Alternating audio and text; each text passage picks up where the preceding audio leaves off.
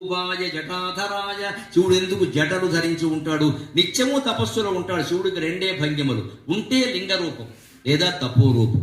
అంతేగాని శివుడు హీరో చిరంజీవిలాగా కాలు ముందుకెట్టి నడుము చేసి నిలబడ్డ ఈ మధ్య వేస్తున్నారు పోస్టర్, సినిమా యాక్టర్ని చేశారు శివుడు కూడా.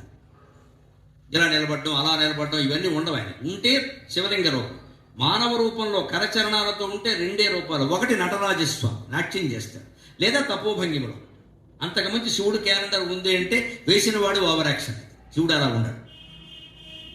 నిత్యము తపస్సులో ఉండడం కారణంగా జుట్టుకు నూనె రాసుకో, అందుకే జటాధరాయ. ఆ జడలు కట్టేసి ఉంటుంది. ఆయన పట్టించుకోడు వాడు. మన పిల్లలు కూడా యువకులు చాలా మంది యువతులు ఈ మధ్య నూనె రాయట్లా, వాళ్ళంతా శివస్వరూపాలుగా మనం భావించాం. వారిని ఏమి అనద్దు మీరు. ఏమన్నా అంటే అది ఆ నూనె మనకి రాస్తాడు. అవును, ఎందుకు వచ్చింది ఆయన? శివుని చూసిన పుణ్యవరా అంటే అయిపోయింది. వారు తపస్సు చేయడం వల్ల నూనె రాసుకోలేదు, వీరు మన తపస్సు కోసం మన పాపం వల్ల వాళ్ళు నూనె రాసుకోలేదు. ఏం చేస్తాం? భరించండి. జటాధరాయ అంటే తపోభంగ్యములో ఉన్నప్పుడు, తపస్సులో ఉన్నప్పుడు ఈ అలంకరణలన్నీ పట్టించుకుంటే నీకు తపస్సు సాగదు. నిరంతరం మనం జపం చేయాలి అంటే ఈ భౌతిక వ్యామోహాలు తగ్గించుకోవాలి. అందుకే జటాధరాయ. పినాకహస్తాయ సనాతనాయ, శివుడి చేతిలో ఉండేటువంటి ధనుస్సుని పినాకం అంటారు. అంతేకాదు ధనుర్విద్యకు ఆద్యుడు శివుడు. పరశురాముడికి ధనుర్విద్య నేర్పడాడు. విష్ణుమూర్తి అవతారమైన పరశురాముడికి ధనుర్విద్య నేర్పింది శివుడు. ఆ పరశురాముడే తర్వాత భీష్ముడు మొదలైన వాళ్ళందరికీ నేర్పాడు. అంటే ధనుర్విద్యకే కాదు, సంగీత విద్యకు ఆద్యుడు శివుడు.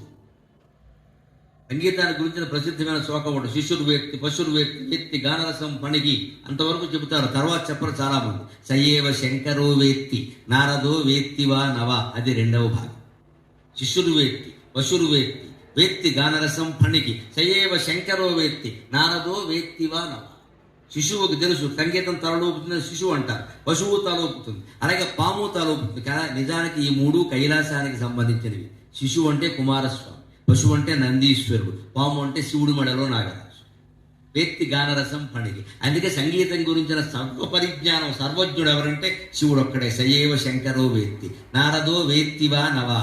నారదుడికి తెలుసో తెలియదో అనుమానం అన్నారు. నారదుడికి అనుమానం అంటే ఇక మనకి ఏ పాట తెలుసో అంగీకరించాలి. నేను ఏ గ్రేడ్ ఆర్టిస్ట్నే, బి గ్రేడ్ ఆర్టిస్ట్. నారదుడికే తెలియదని చెబుతున్నారు సంగీతం, నీకు ఏ పాట తెలుసో ఆలోచించు. ఇదే ప్రశ్న నేను అవధానం చేస్తుంటే ఓ చోట వచ్చింది. శివుడికే సర్వజ్ఞుడు, సంగీతం అంతా శంకరుడికే తెలుసును అంటే బాలమురళీకృష్ణ గారికి కూడా బాగా తెలుసు కదండి అన్నారు. నేను వెంటనే చమత్కారంగా చెప్పాను, ఆయన పుట్టిన ఊరు శంకర గుప్తం అయ్యా, అందుకని తెలుసుంది.